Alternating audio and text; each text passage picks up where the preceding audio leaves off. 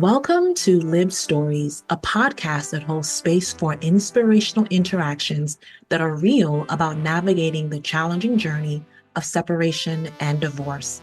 Expect laughter and some tears. It's all welcomed because Lived Stories is meant to be a safe space.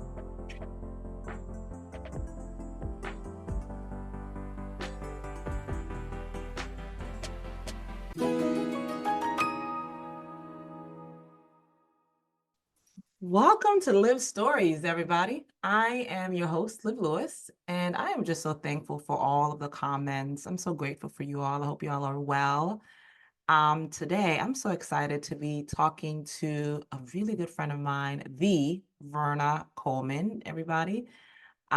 She is just one of those ride or die sister friends that you just happen to, well, she adopted me into her circle. I'm just so thankful for her story and for her saying yes to me talking about some of the things I'm going to be talking about today. So without any further ado, I'm going to share a bit about Verna in her own words. As you guys know, I love hearing how people think about themselves. And Verna writes, "I'm naturally curious about so many things.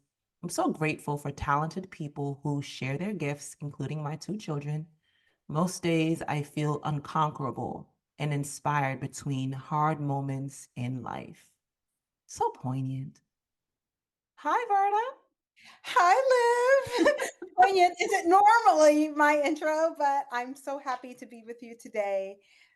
Thank you for the opportunity. Thank you for your vision. I'm really looking forward to this discussion. But mostly, before we jump in, I just want to thank you for adopting Oh, me into your circle because that's actually what happened. But I appreciate baby. the generous statement. Oh, You've been so good, and I think navigating this journey has been so important to have your support, your guidance in so many forms as a colleague, as a friend, as a woman. It's yeah. been really helpful. Yeah. So thank you. Oh, no, don't even, that's just not even necessary, B. I got you. Many of the individuals who make it into like your close knit of like three or four, um, I think that happens because you go through similar traumas or similar things. And I think that's one of the things that really probably connected us. I mean, we worked together, and then and just kind of getting to know you and you getting to know me, that we were on similar paths. We had kids who were similar in age, and we just so happened to just connect at that level. And then I think, I don't even know, one late night, it was like, girl, when it's like the girl with the the Earl. And With it the just D. became, it was 100%, 100%. And similar to other people who have kind of just unraveled my journey, same for you and I feel. And as we get into our conversation, I first kind of want to ground our listeners and you kind of sharing your overall understanding of marriage, because I think that is important in your upbringing. Yeah, I think my overall understanding is that marriage is a merger of Hmm. access and assets. And I don't remember when I got super Hmm. clear about that. Hmm. Definitely, it was after I decided that I wanted to be married. Hmm. I think pretty early on, I rejected the fairy tale of love Oh, because wow. Okay. my parents have been married almost 50 years, Wow. and I just saw marriage as two people really working together, Hmm. um, and both benefiting from some level of access and um, joint ownership of some important things like homes and cars and Hmm. vacation, Hmm. rentals and things like that. So Yeah. I can articulate it very clearly now, but I think early on, I had a very clear understanding that this was like a merger of assets and access. It's very interesting because if your parents have been married for so long, and you almost understanding the work of it, less the fairy tale, how did you get to that level of understanding? Because in my mind, it was a fairy tale of sorts. Mhm. How did you get there?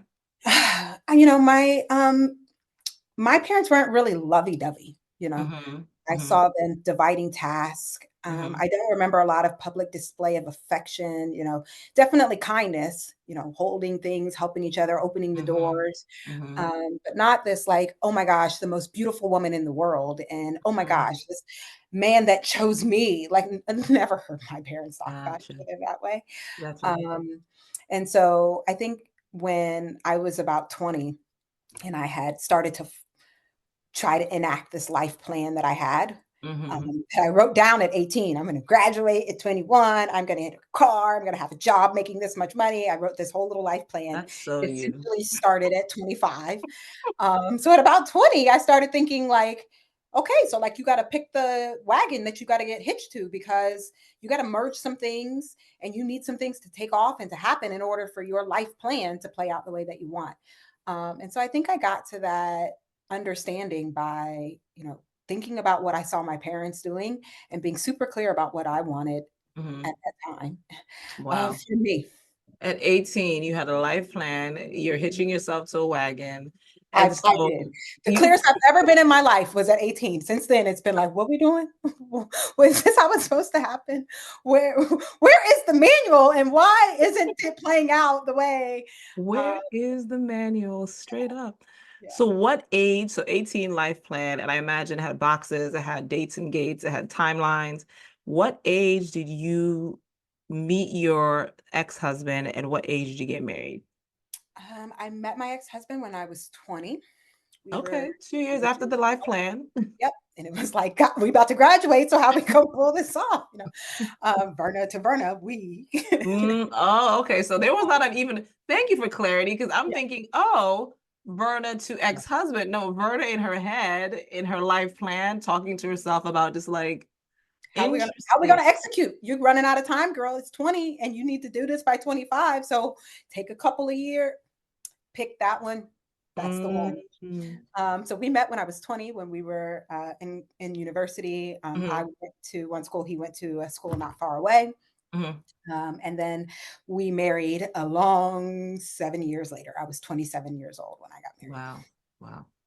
Awesome. And, how long were you married? Just under 10 years officially. Mhm, mhm. Um, we Yeah, just under 10 years officially. It would have been ten years on the dot if it had been one more month. Wow. Now, were there comparisons to what you saw modeled for you and what your actual marriage was? Yeah. Yeah, Yeah. because I did not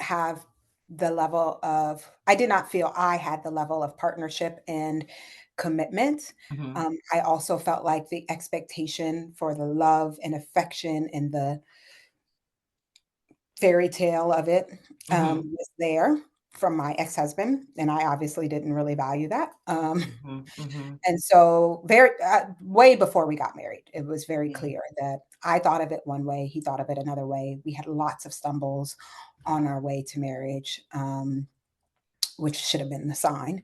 Mm, And I I think I just kept thinking, this is about commitment and this is about the things that you need to keep mhm, your lives going. And you both are clear about your goals. I was very clear about mine.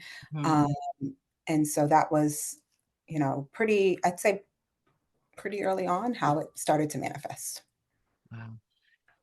I want to talk about the signs because you pointed at one that you saw. What do you think it is that for some of us, I'm not going to say all, we ignore those signs? I think it's social pressure mostly. I mean, Mhm, external, mhm, probably mostly what we put on ourselves. mhm, I'm from Ohio, and I think I didn't know it, but mhm. apparently everybody thinks you're supposed to be married by the time you're 25 and have your Wow. kids. And Yeah. I no one had said that, but it was just like Mhm, that's what everybody thought, and that's what mhm, everyone was trying to do or doing. mhm, mhm. And I just think even when I created my plan, the fact that that was the benchmark, be 25 and get married was like, why? Where did that come from? Yeah. And then looking at it over time, I think it was, really just a very large systemic pressure. and one Mm-hmm. that I placed on Mm-hmm. myself. I can't say that my mom or my grandma or anybody was like, "Girl, when you get married." Mm-hmm. There wasn't that. I think I believed that that's what was supposed to Supposed to happen. be. Yeah. I think for me, I saw the signs, but I ignored them because I didn't realize I knew myself. And Mhm.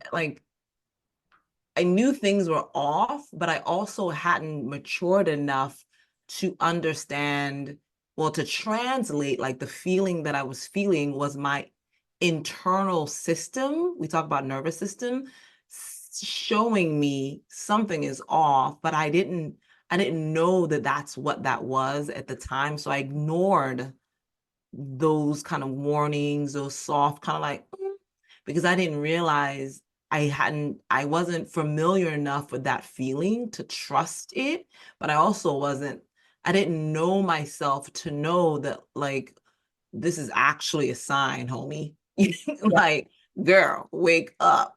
yeah. And I think partly too, if I were to go back, I think there was a level of kind of like pressure. Many of my friends had already started getting married.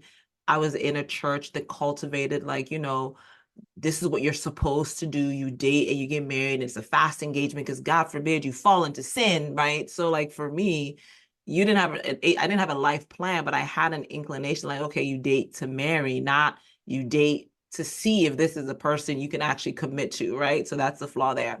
So you You know, get, yeah, go ahead. no, go ahead. No, Please no, no, finish. you have a build, boo, build.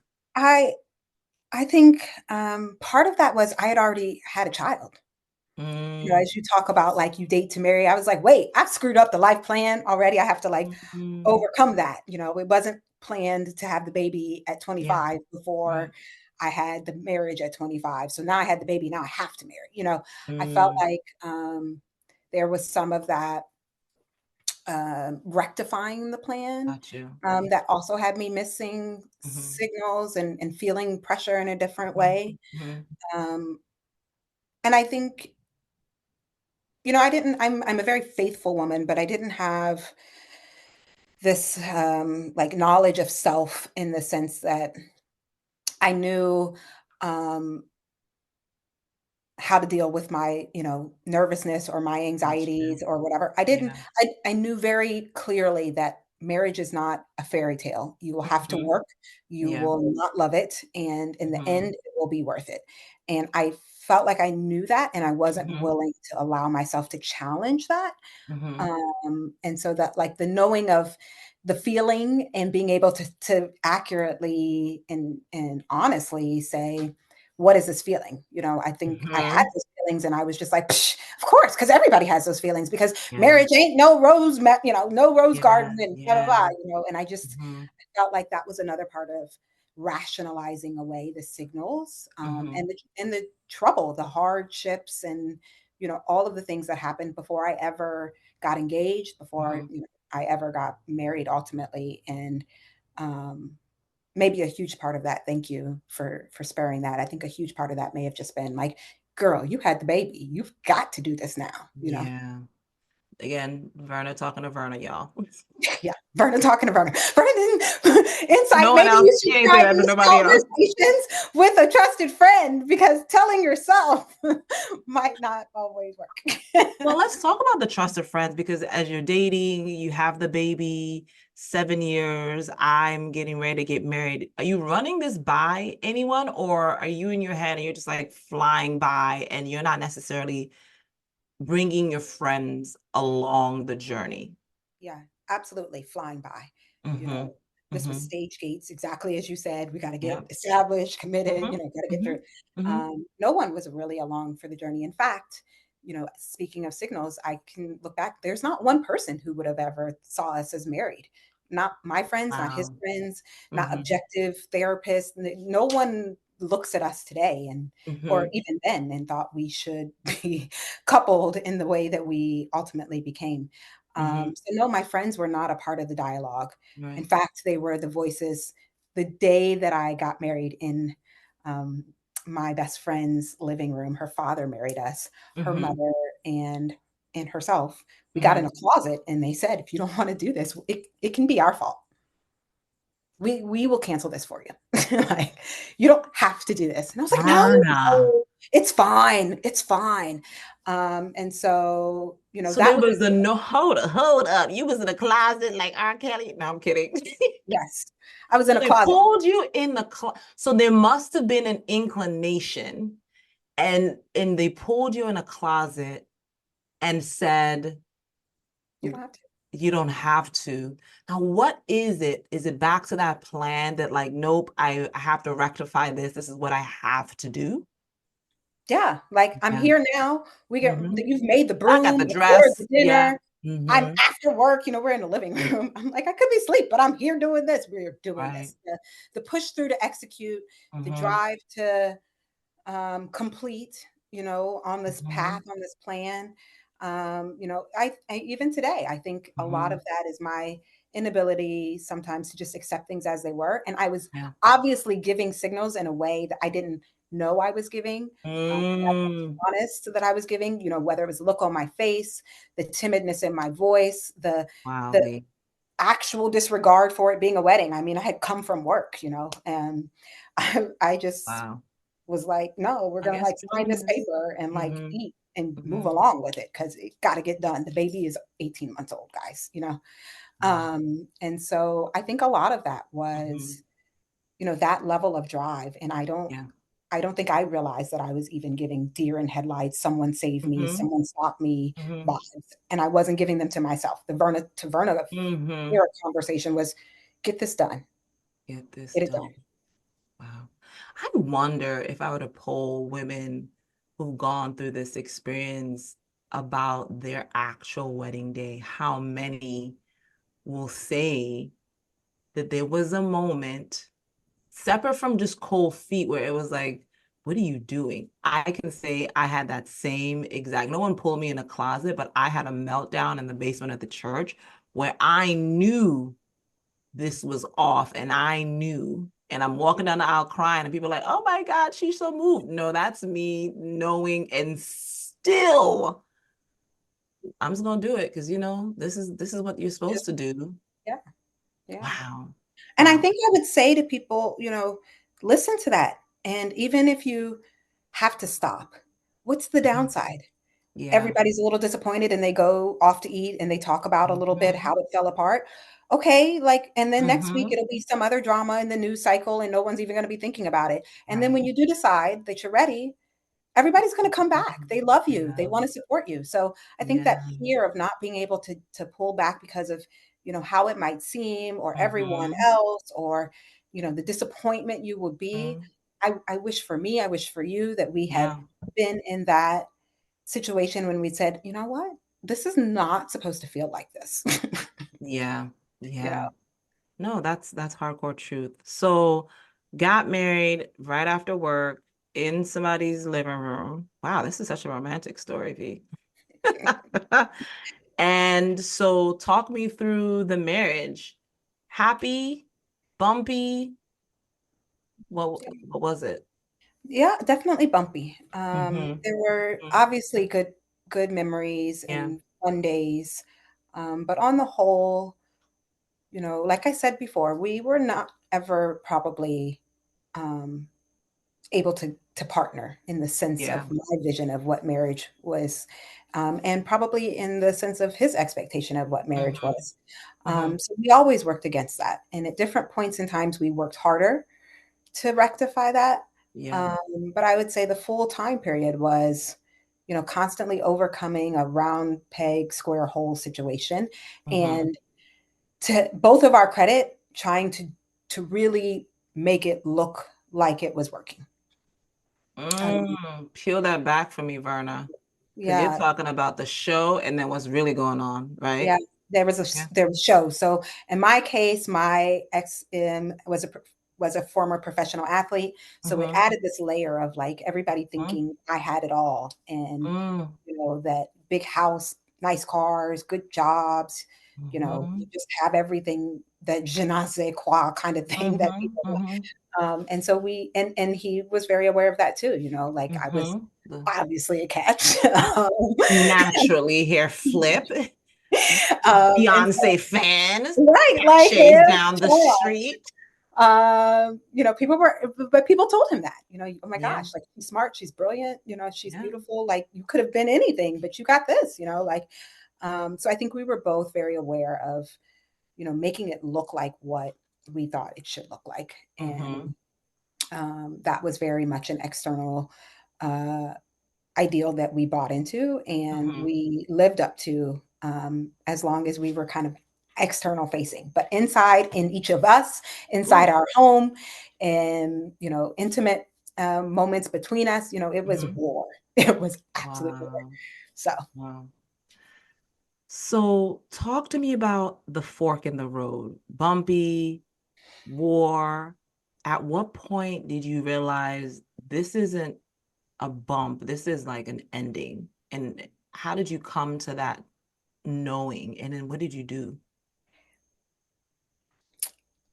there wasn't anything significant Mm-hmm. at the point that I got there. Mm-hmm. I think my thought was, I have given everything that I could. I've had Mm-hmm. babies, I've changed careers, I've moved, I've daily tried to be outside of myself, outside of my head, Mm-hmm. to be different versions of me. Mm-hmm. And finally, one day I said, I don't have anything else to try to give. I've Mm-hmm. given all I can. Mm-hmm. Um, and I think that was the fork in the road for me. It Mm-hmm. was telling, again, myself, no one else, talking to myself and Okay, to saying, what yourself. more? What more would Yeah. you give? Yeah. What will this cost you? What are you willing to pay? And I decided that I didn't have anything. I didn't want more babies. There wasn't, Mm-hmm. some other thing that I felt like I had to eke it out for, that I wanted to give to it. Mm-hmm. Um, and that felt very empty for me. Mm-hmm. And that was probably the clearest moment of fork in the road, was like, I no longer, now I am just really performing. I have nothing else to give. You talk about the cost, V, and the cost of staying and the cost of leaving. And a lot of, I think, I don't know what thing I saw on Instagram where people are talking about the easy thing to do is to stay, and the hard thing to do is to leave. And I just empathize with anyone who's at that low when you actually realize love is enough. You are pouring from an empty place for the sake of a thing that the thing is the marriage or this commitment or this outward appearance or this thing that you are killing yourself over and not necessarily choosing yourself. And whenever I hear someone is divorcing, I don't even say what. I just understand that you don't make the choice of divorce lightly. There's so many things people do That's right. to save the commitment before you say, you know what, I'm giving everything. So I just commend you. I empathize because I almost kind of like go back there, even as I lived out. If I listen to you and I think about my journey and just the realization of like, yo, like I gotta choose me, but also knowing it's a high price to pay to choose you. Yeah. Yeah. It is a high price to pay. Yeah. But nothing is worth it more. Mm-hmm. And I think the process of deciding that you're Mm-hmm. worth it, that you have exhausted all the options and haven't gotten to the outcome you wanted. And so this now becomes the clear Mm-hmm. option. And as costly as it is, um, it is, I mean, what else are you going to do? Mm-hmm. Right. I Yeah. really felt like I got to the point of like, what else will I do?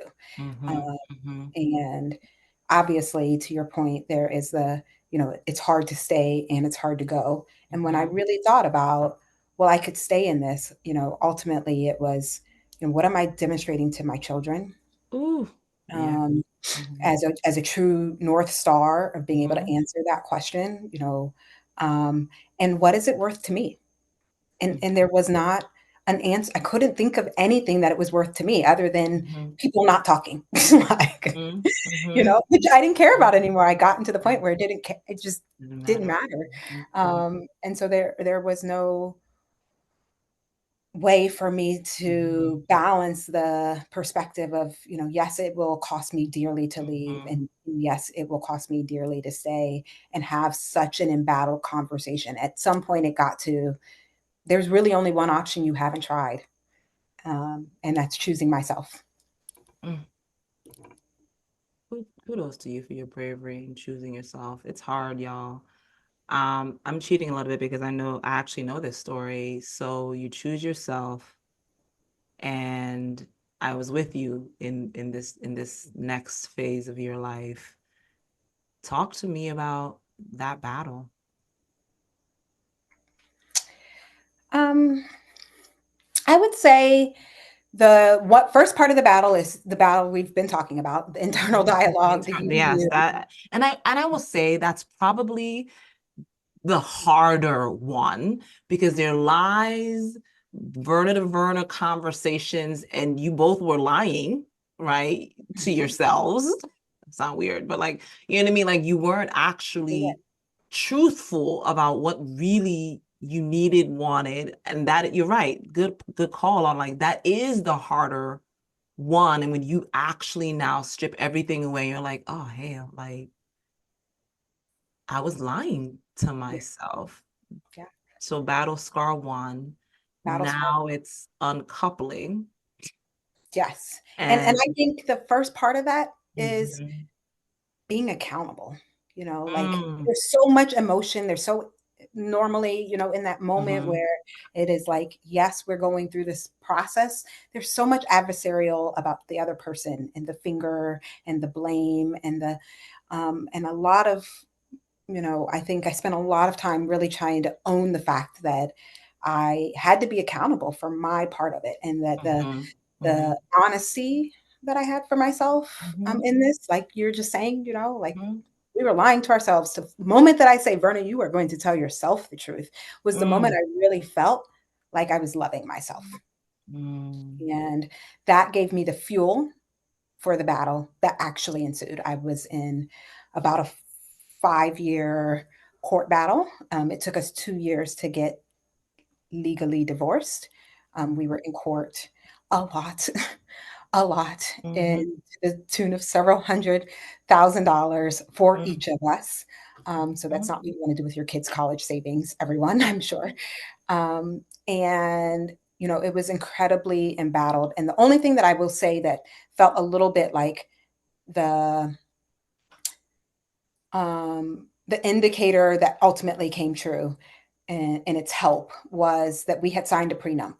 So there was mhm, no real division of property and mhm, and assets and things like that because we'd already agreed to that before mhm, mhm, we were married. So the battle of um, separating was really about our children and the fact that we did not have that in an agreement, which I would say to anyone, I am a fan of prenup. I think it is something that, if approached thinking about yourself and what you need and being honest about mhm. your situation, can be a Yeah, huge protector. yeah. And I would say, I don't know if it's legally possible, but whatever you can get in for any dependents that you have, Mhm, mhm, make sure you cover all of the things because it mhm, would have never occurred to me that we would fight over my children the way that we did. And mhm, I couldn't have anticipated it. I couldn't have ever thought that that was actually the battle. mhm, Um, which sounds weird. And my ex loves his kids, I'm sure, but there was not, that was a huge part of our falling out was, mhm, what I wanted for them, as I said, and I mhm, just didn't anticipate that. mhm, And so that very long battle was, now I was honest with myself. I embraced my point of view on how things had happened and why, and I was able to move through the battle. Um, but what I felt like was at risk, and maybe where my grief still continues today, is mhm, my children's childhood was, 5 years of a very short childhood. If you think 0 to 18 is a good chunk of time to be seeing your parents act like they're at war. And so that was the part of the battle that was most costly is Yeah. the loss of my kids, a significant part of my kids' happy childhood. Yeah. Yeah. Now, first, thank you for that. I'm trying to hold back my tears because I'm going through those tough conversations with you, and I'm going through the midnight calls and your strength, even though you didn't think you were strong, was you were strong. Um, and I think the timing of it, it was almost kind of like you were meant to be in my life because I saw you talk about the cost. I knew I didn't want to pay that cost. And so I chose a different path because you showed me the path, the cost of the path you took. And you were like, girl, don't be me. And that may be the birth of Lived, I would say, because I realized so many women have similar stories about the don't do or the think about that is unsaid. And so a part of Lived is your story because it was such an anchor and such a blueprint for how I should navigate my own separation story and journey. And so when you think about the cost as well, think about the flip side of me, because without a you, I probably would have been on that same battlefield with you because of my own lack of accountability um, as well. So Yeah, thank you for your vulnerability in talking to me about that and going through that and opening up your wounds to me. yeah. I don't. I think I very much wanted, as we were sharing those moments, I very much wanted that you didn't experience the pain as a mother, because the pain as a spouse Mm, is enough. The journey of getting there is enough. mhm, But the journey forward, you'll always be a mom, and to have mhm, so much of your essence of who you are as a mother, being challenged and torn and not being able to protect your children in the most mhm, vulnerable time, I think mhm, really makes me think now about why it had to happen when it happened. I mhm, think I felt like I needed to make a decision and I needed it to get done just like the marriage. And I mhm, didn't think about how to reduce the offense of divorce, how to reduce the the areas where we would be contested, mhm, where will we live, where will the mhm, kids live, all of these things. There really wasn't a negotiation of those things. So when they were laid bare in this battle, I was feeling blindsided. Like, why is this a question? What do you mean the mhm, kids are going to live with? Of course they're living with me. What, like, mhm, um, I mhm, just really couldn't have wrapped my head around the failure of not being able to usher my children into this next mhm, existence. And I just want that for every woman who's divorcing and has children or otherwise, some dependency, that you have some joint responsibility for. I've even heard about this with pets. It mhm. is very, very hard because it feels like the collateral damage. And if you Yeah. can hear from me on this, is really try to work that part out. You may have the animus for a long Mhm, time, or you may have, mhm, to really work on your personal friendship and relationship with your ex, but the unintended consequence of what it means to someone forming their thoughts and yeah. maturing in their life and learning about relationships Mhm, is so mhm, very critical that it's worth mhm. saying, I should make sure that this doesn't have Yeah. such a bad impact if I can help it. Mhm. And you're saying that's the blind spot you didn't see. Yeah, Yeah. yeah. Yeah. And that is the blind spot that you showed me for my kids because they are also very young and I almost had to bring them along the journey so it didn't feel like something happened to them or that it wasn't their fault that this was happening. And so even I remember, God, in talking about this, the wound is still so fresh because I remember the sit down conversation about daddy and I, and it has nothing to do with you guys, you know what I mean? And so if you're thinking about this process and you're thinking about your kids, the encouragement and the lessons that both Verna and I have is bringing them, they're the most important. People say, I'm staying for the kids. When you're divorcing and you're separating, you have to do it with the kids in mind, almost for the kids and the betterment of their mental, Yes. physical, and emotional state, and making the choices for them because it is costly. Yeah. It is Yeah. costly. I always say, I think I had a wonderful childhood. Mm-hmm. My ex had his childhood. We had our childhoods, Mm-hmm. but we were more than willing to engage in Mm-hmm. this battle that cost our kids Mm-hmm. a huge part of their childhoods. And Mm-hmm. today I stand here and can tell you the thing that keeps me up at night is whether my children will have enough good memories, Yeah. and whether or not they will form healthy relationships. And Mm-hmm. I know they'll be fine, they'll be Yeah. resilient, this will help them grow. Yeah. But for all the sacrifice I made to have Mm-hmm. those memories and moments and give them those opportunities, Mm-hmm. um, it was all just, up in flames the minute we couldn't talk and we couldn't, um, see eye to eye on this part of the battle, and we engaged in something that was so detrimental, especially for my oldest. Yeah. And so that I would say is, for me, that was the real battle, Mm-hmm. was Mm-hmm. protecting my kids' childhood, Mm-hmm. and knowing that, in many ways I did not. Not only did their father not, like we, an Mm-hmm. objective person would say both of us. Mm-hmm. Um, Yeah.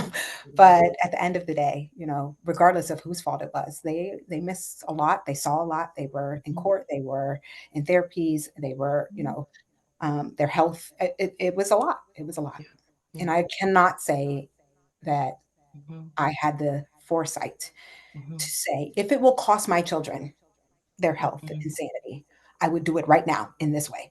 I would have done something very Mm-hmm. different. Yeah. That's brave, V. Thank you for the accountability and the honesty there. So would you say, if you think about just kind of like the lowest point for you, what would you say that was, and how did you get out of that? There were so many, many dark days. Mm. Mm. Um, Oh, you're gonna make me cry. I will say there was a day that I, um, purchased a firearm. That was a new Mm-hmm. personal low. I thought, this has gotten so crazy. I'm afraid for Mm-hmm. my life, and I Mm-hmm. feel like I need to be actually ready for war. So just Mm-hmm. the process of walking in and registering, and just, again, like, you never know. Mm-hmm. No one ever thinks it's going to end like this until Dateline shows up.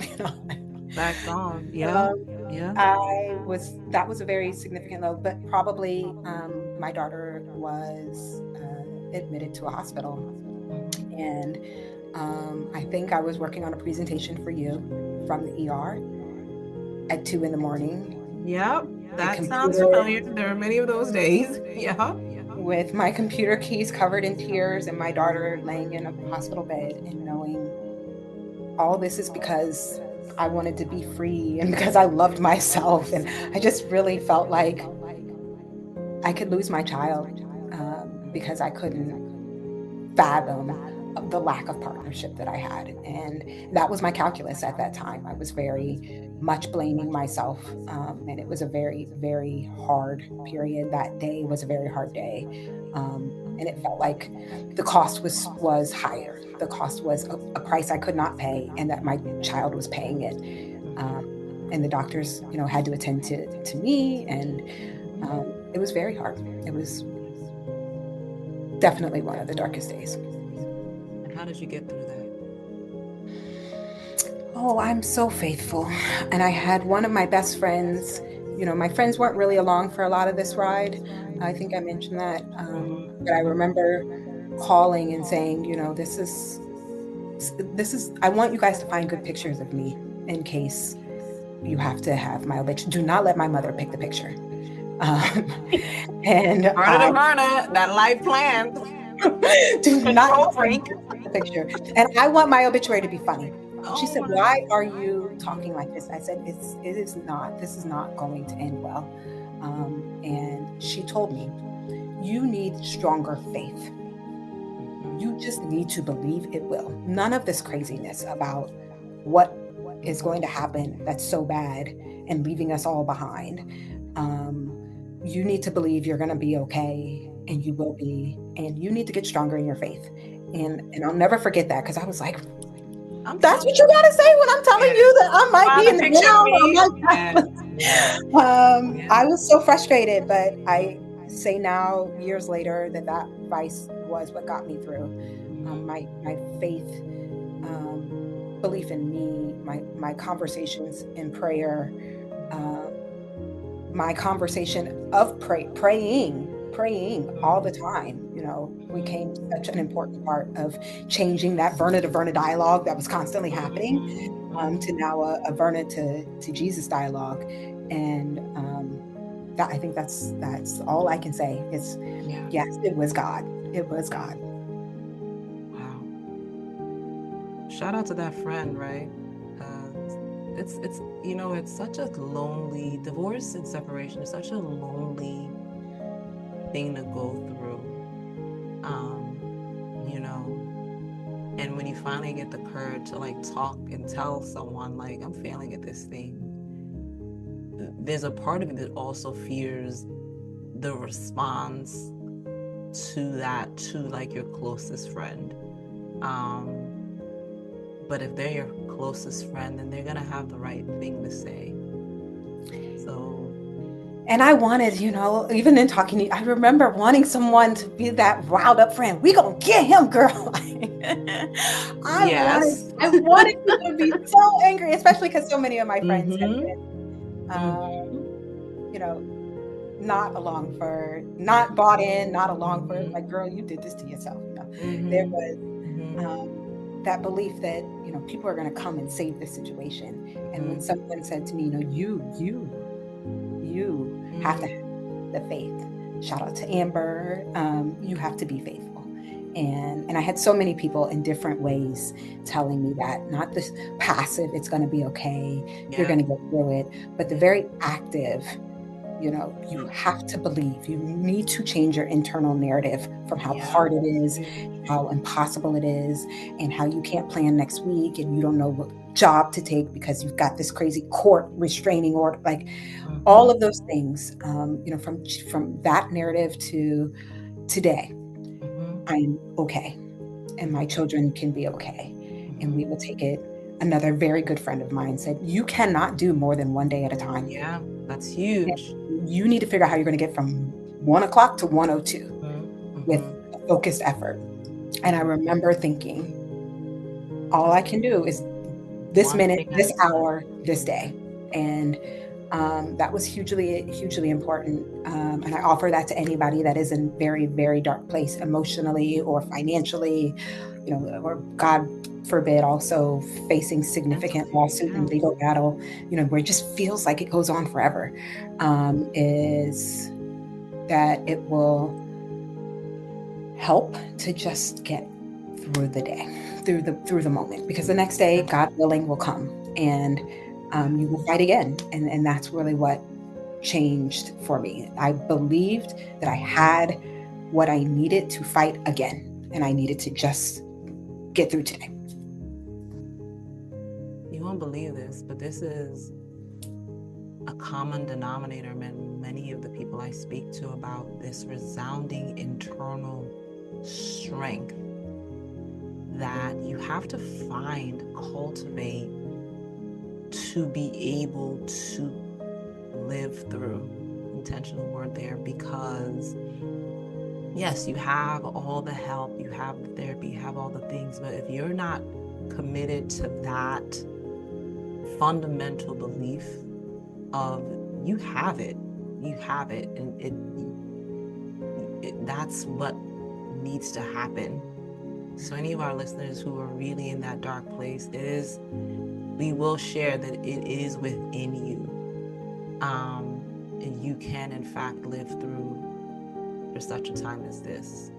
Yeah. Yeah. Um, to lighten the moment a little bit, I want to talk about the realization of the friends you can't tell certain things to, because I do have some crazy friends who will bury the body. So there's a discernment in, I'm not going to tell that one friend that because he may disappear. So,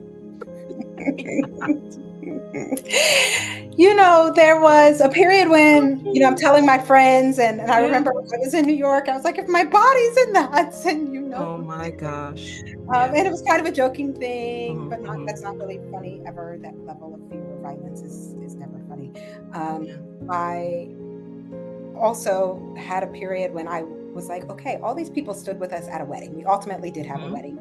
All these people stood with us at a wedding. I'd gone through all my bridesmaids, except his sisters. Um, and, everyone was like, yeah, we love you, girl. You got this. But there was no Hmm. like come through Hmm. bows and.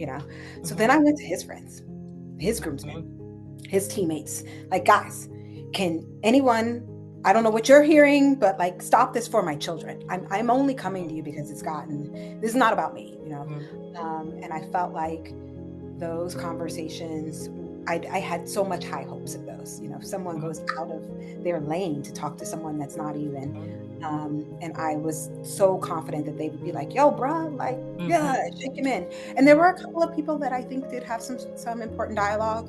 Um, but I realized that I couldn't, no one was coming to save me. No one was coming to save my kids. No one was coming to save me. And whether that was the rah rah or the, legal friend or the financial, the accountant advisor friend, at the end of the day, people can only really sincerely wish that you'll be fine and that you'll be there and they'll be there when you get there. Um, I didn't, I think the one friend that showed in so many ways that ride or die was my mom. And I can look at it now and say uh, the price she paid.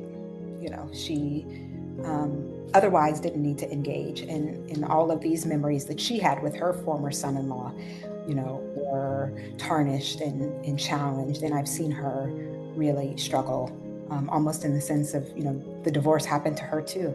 But she was there. She was testifying. She had the text messages. She was ready. Um, and I would say also that there were friends that came from unexpected places. I had colleagues send food that I haven't seen in years. I had people checking in on me, coming by my house. That they were that I work with them. We knew each other, but they were colleagues, and I'm still to this day amazed at how empathetic and giving those friends were. Um, Outside of the hey girl haze and all the folks that I was like crazy in college with or whatever, these were professional women who just were, in the way that we were. I mean, we're actual friends, but Yeah, yeah. in the same way, showing up for me at work, and showing up for me, to check on me if I hadn't answered the phone and things like that. So those people were really important. They were a bit on the periphery. There's all the people who heard me crying on the airplanes, like that just offered us tissue, and all those things really, really mattered, and really showed how kind people can be. I had some good friendships and some amazing strangers that were kind when they didn't need to be. Yeah.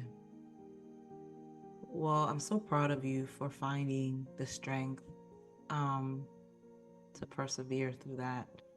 I want to shift our conversation and talking about where you are now in your life and, what you've learned about yourself. I hear hints of that.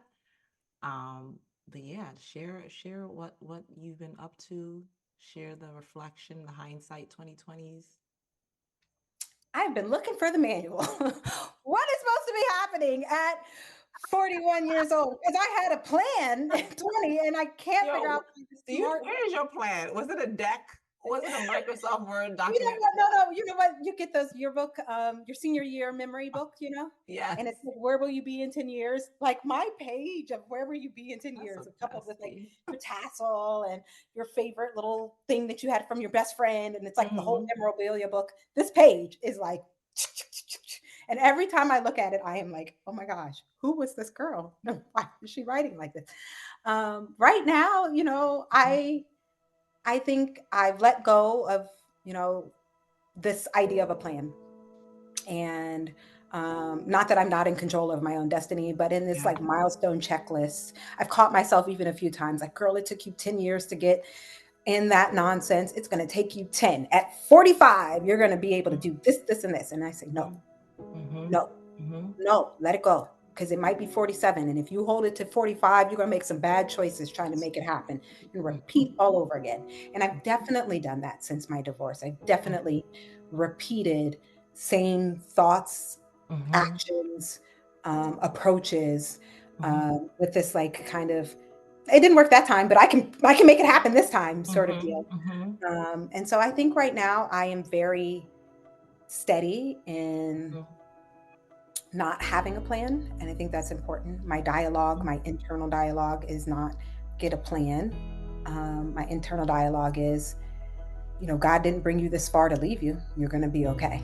Um, and I think that I am trying to really cultivate self-love and show my children that I am investing in me, that I'm okay, that they don't have to worry about me being uncoupled or alone. um, and I'm not worried about that. I'm not worried about these expectations, these things that should be or shouldn't be. I very much want to be inspired.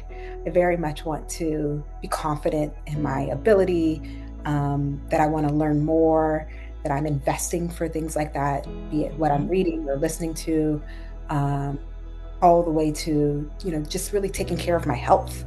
Yeah. Um, and I think after the better part of 20 years, really trying to make something else work for everyone else, it's more than overdue that I do all of these things for me. Um, and I don't know how long that will be, obviously, but I am very comfortable in saying that this is the me. This is the me chapter. Um, and I want to be healthy. I want to have good internal dialogue. I want to have inspiration from all the amazing people in the world who make the world the beauty that it is. Um, and I want to grow so much, continue so much more growth, in my journey of faith, and uh, and trusting God, and seeing my way through doubt without having to action something that's going to get me screwed up later. Um, and so just taking my time in that way. That's where I am. Love that. So, what are your thoughts upon love and marriage now? Not asking the 18-year-old self. Yeah, Absolutely not. She better not show up in this. yeah. I still think I have so much of that still that's about access and assets. And so I have a very strong bar of, what's it worth to me? And so often it's like, it's not, you know. Mm-hmm. Um, but I think I really, really value friendships. I have amazing friends, men and women, really, really good friendships. And so my perspective on love and marriage now is, um, that I know it any partnership is strongest when you have that support as a friend. And so I just really think I want to cultivate great friendships. If they blossom into anything else, that's great. But if they don't, I have learned how to be a great friend, and I believe in doing that and learning how to be good and better. Maybe I'll find my way back to partnership and marriage. I'm not closed. I don't hate marriage. I just always really want to know, what's the foundation of this? And then for many people, it's faith and other things, and for a long time for me, it was assets and access. And I've moved in some regards to really thinking about friendship and uh, wanting to have really solid friendship. I love that. I might steal that answer. Friends, Right? friends, they got me through. Friends give you so much, and when you can be a giving friend, when I think about my healthiest relationships, Mhm. I'm giving and I'm being supported, and Mhm. that manifests in my life, in my friendships. The girls and folks, girls and guys that have shown Yeah. up for me in that way. Yeah. So as we wrap our conversation, oh my God, can't even believe it's over. What would you say is your lived truth? Mm. I'm grateful. I'm grateful for the rainy season, the storm, Mhm. hurricane, frankly. Wow, Um, I was waiting for you. That was like a storm, girl. That thing was a. I'm so grateful because it watered me. And I believe now, in looking back, I think at different points I believed this then too. It was going to help me grow. And I was growing, and that this watering was needed. The storm was needed. And my truth in that is, you know, I think maybe it's Maya Angelou that said every storm runs out of rain. Mm. Um, but you have to have the storm and you have to have the rain to get on the other side. And I'm thankful for that. I'm very grateful because it has been a huge part of my growth in the last, year in this chapter of strife and struggle. The rain will help you grow. That is my truth. Every storm has a rain, and the rain will end.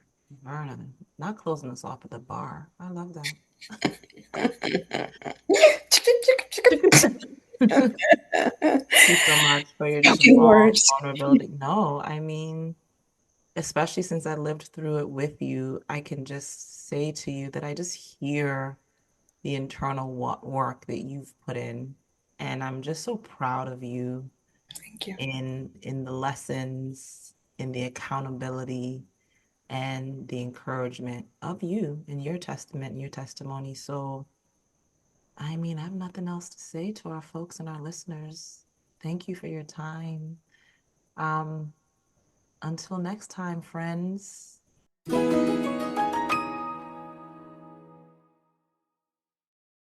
Thank you for listening. We want to express our heartfelt gratitude to our incredible community where strength and resilience shine brightly. And together, we're creating a safe space filled with solace, guidance, and inspiration. If you resonated with today's episode, share it with anyone who might find comfort and support this conversation. Let's spread warmth and encouragement and hope. Join the Lived community on social channels. It's Lived Stories on Instagram, Facebook, YouTube, and TikTok, where you can connect with like minded women, share your story, and access even more trusted resources. Until next time, take care and remember, you're not alone in this journey. You are stronger than you think, and you can do hard things.